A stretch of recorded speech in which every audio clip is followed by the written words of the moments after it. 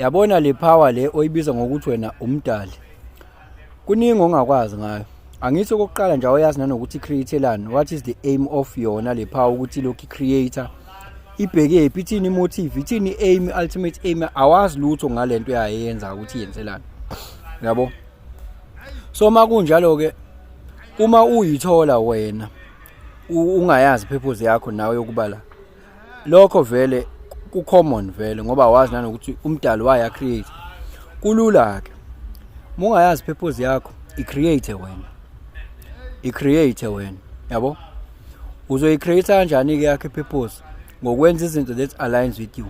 Phela inkinga ukuthi awuzukutshelwa vele la, ngeke uziyazi vele kwa purpose yakho. Awuzukutshelwa wena uzonzani la.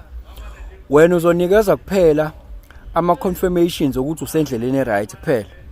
Kodwa i-destination ukuthi kuphi la kumele ugcine ufinyelele khona, ngeke uzotshelwe lokho. Wena uzonikwa nje kuphela ukuthi usendleleni right. Uzokuthola ngani usendleleni right? Uzozizwa une satisfaction. Uzozizwa une sense of success empilweni yakho. Uzozizwa una that sense of peace and surprise. Uzozizwa une fulfilling life kulokho kwenza. Kodwa ngeke uzwazi ukuthi uzonzani wena la. Yabo? Phela kwi incarnation cross ma secret daily charts singakutshela nje frequency esukikhona around your life, but not practically speaking this is what we are here to do ngalesi sikhathi. Ubingelelo changes akasho ukuthi kungenzeka noma yini noma inini noma kanjani kunoma ubani ngoba impilo ayisiyona